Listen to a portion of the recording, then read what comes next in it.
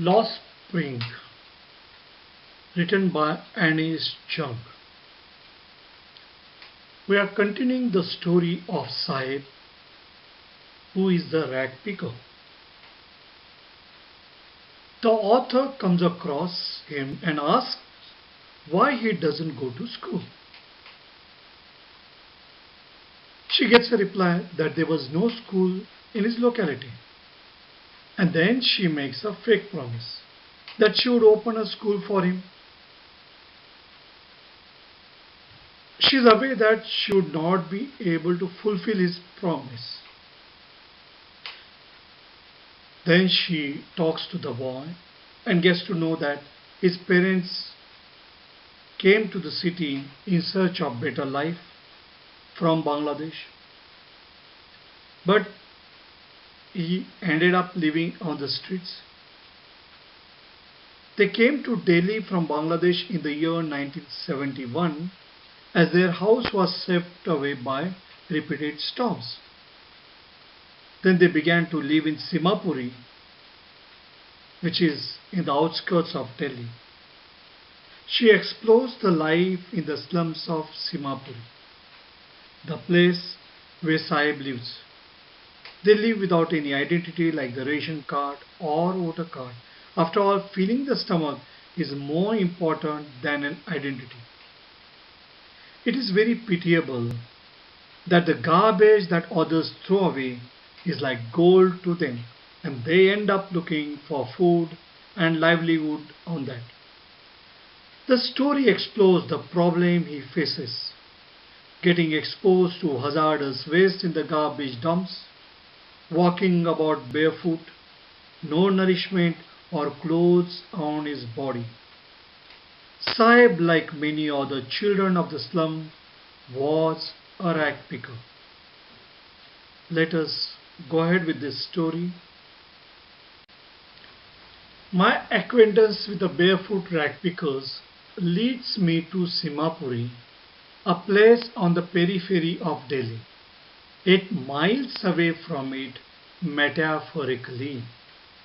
Acquaintance, familiarity, but here introduction.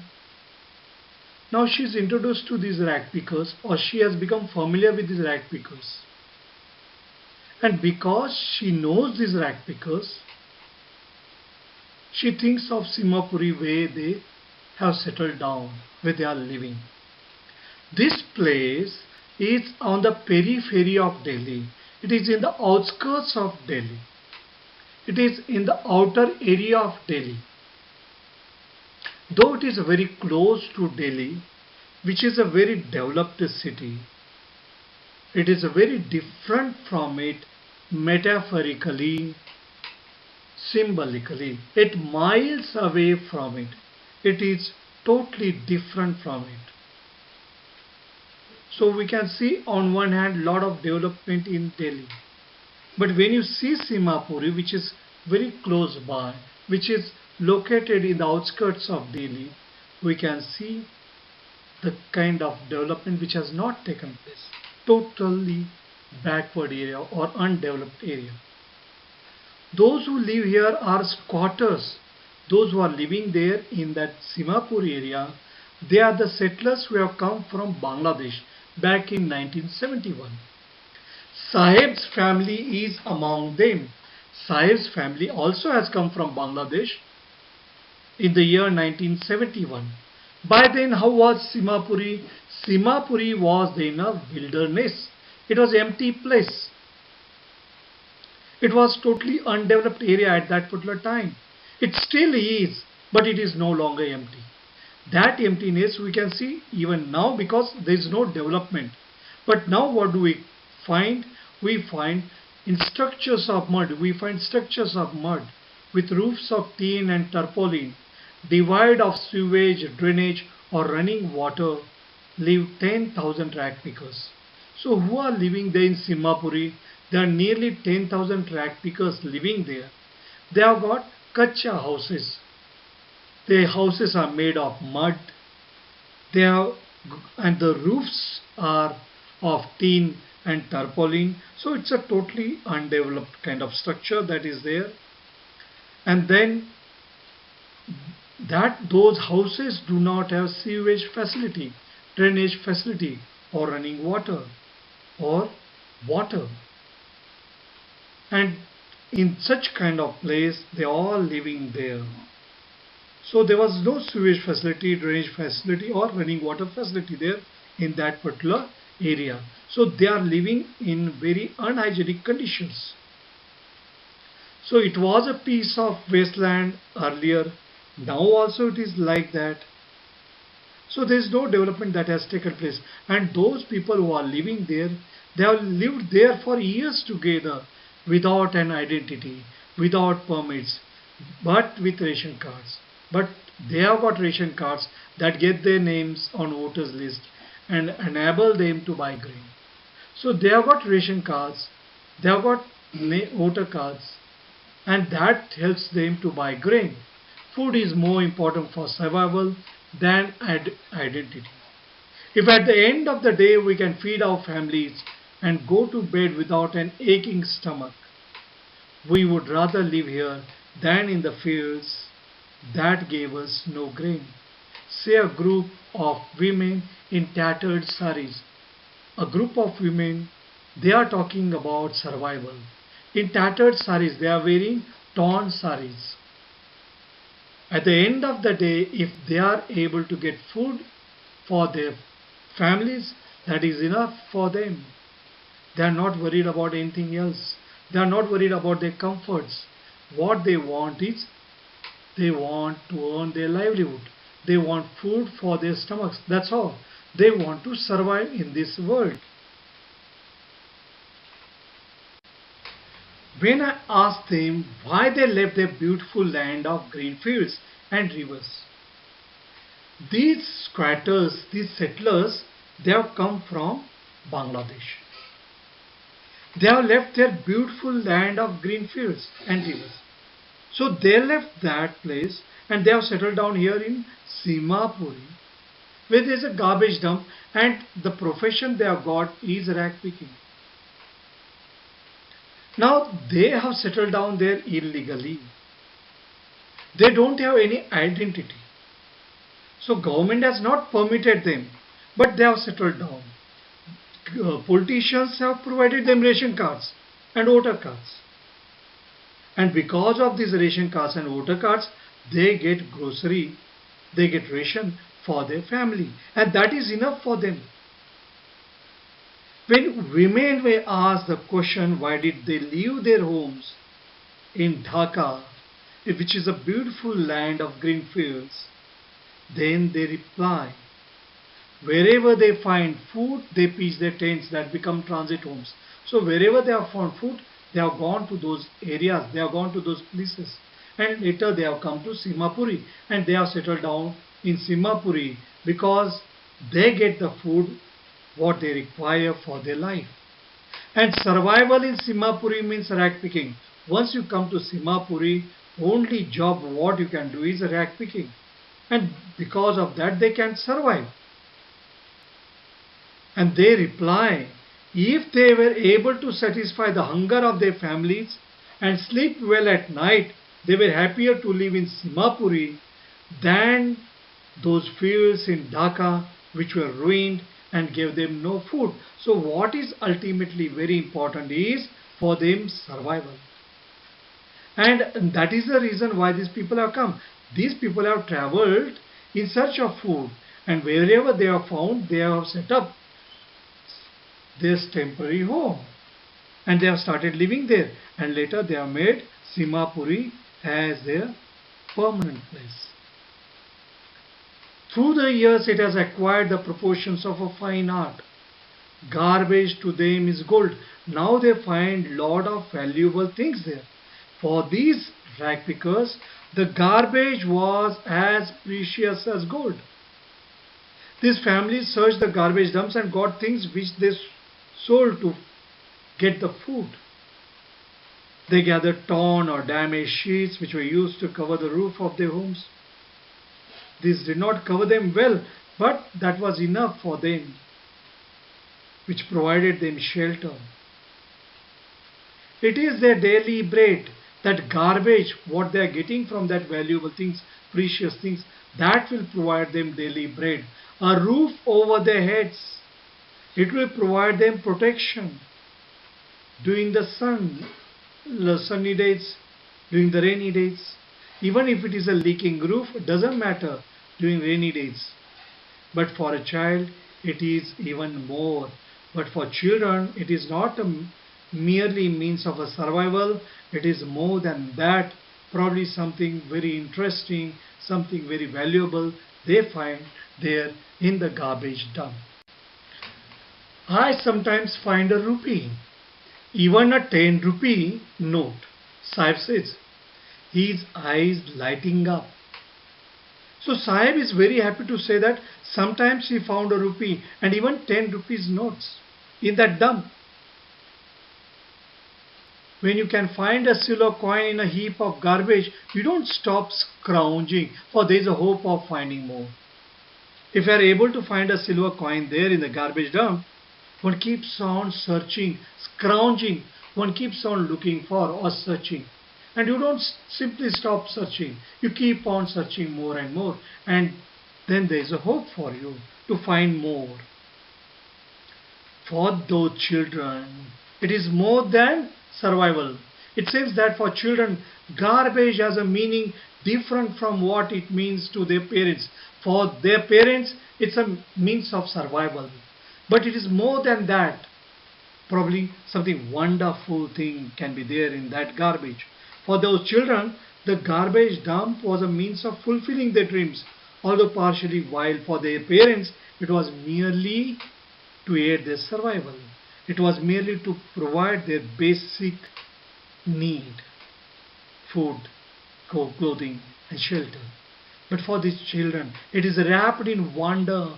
For the elders, it is a means of survival. But here, something wonderful thing, something very precious thing, something always interesting thing, they may find that.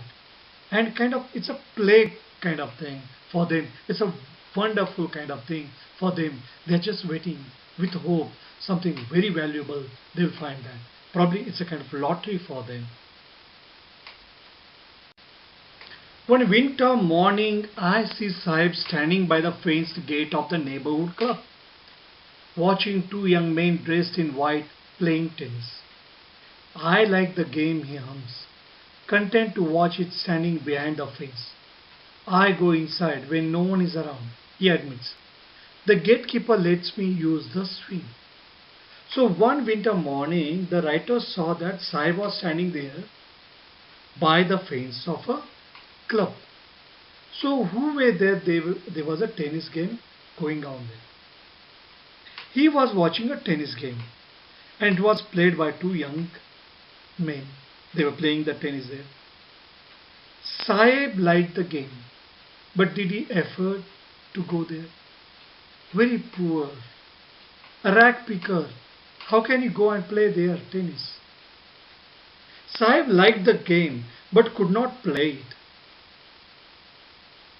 He told the writer he went inside the club when it would get closed. He was allowed to take swings by the guard there. So here he says, I like the game, content to watch it standing behind. I go inside when no one is around. The gatekeeper, that watchman, he allows them. The guard, he allows him to use the swings. He goes there, plays there, using the swings. Sahib too is wearing tennis shoes that look strange over his discolored shirt and short. Now here he is wearing tennis shoes, but he is not there to play the game. When nobody is there, the gatekeeper allows him to go and use the swing, to play there in the swing. Now here he is wearing discolored shirt and short, whatever probably they have found there in the garbage dump. And he's wearing tennis shoes, probably he has found there in the garbage dump. Someone gave them to me. He says in the manner of an explanation. The fact that they are discarded shoes of some rich boy who perhaps refused to wear them because of a hole in one of them. Does not bother him. It doesn't matter. Now, it doesn't matter whether it's a discarded shoes, whether the hole is there in that shoes. So the writer, when she sees Sahib wearing that tennis shoe, she's thinking over that. And they did not look appropriate with his dress, which was worn out, which was faded. And he told that writer, in order to justify himself, that someone has given him those shoes. She soon figured out that he had got them from a garbage dump.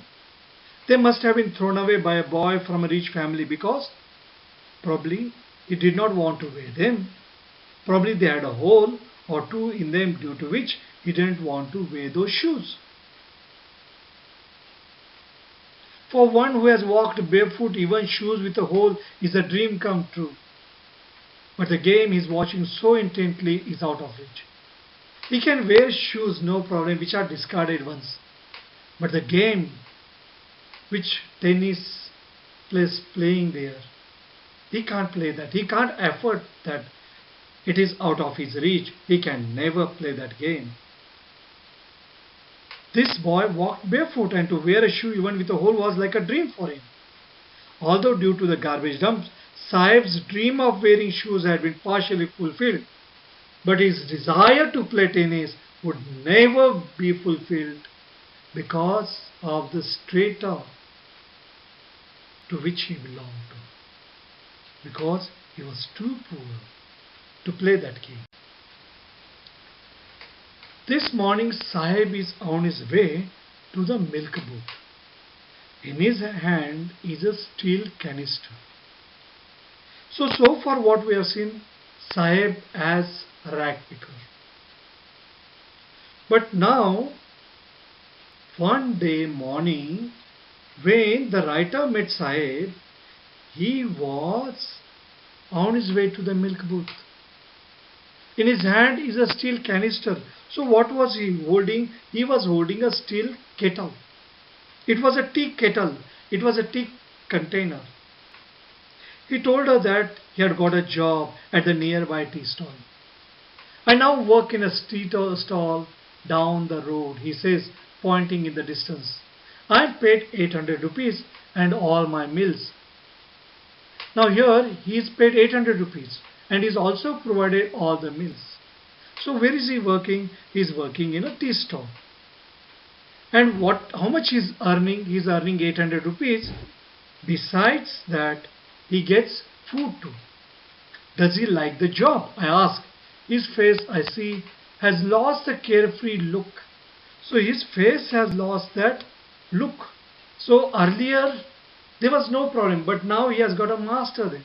The steel canister seems heavier than the plastic bag he would carry as a rag picker, so lightly over his shoulder. So now the roles are different. Now he is a servant. He is working in somebody else's shop. The bag was his. He was his own master there. The canister belongs to the man who owns the tea shop. So the kettle which he is carrying, that belongs to the owner of the tea stall. Sahib is no longer his own master. So here he doesn't have freedom. Sahib had all the freedom when he was a rag picker, but probably his condition is better now. Now Sahib was working for someone else now, and he was carrying his master's container. He was burdened with responsibility. He had to become responsible. Earlier as a rag picker, Sahib would carry his own bag and was his own master. Now he was no longer his own master. He was serving somebody else. He had to become responsible. He had to serve somebody else. So now he is not independent. Now he can't enjoy the same freedom that he enjoyed as rag picker. But probably now his condition is better, and maybe we can see the happy smiling face. But the writer feels that he is no longer his own master. We are already seeing the story of Sai, the rag picker. I want you to write answers for these questions. And this is an assignment for you. What is Saib looking for in the garbage dumps? Where is he and where has he come from? So where is he presently and to which place he belongs to? What explanations does the author offer for the children not wearing footwear? Children have come out with some explanations. But what explanations does the author offer for the children not wearing footwear? And the last question, is Saib happy working at the tea stall? Explain. This is a personal response question.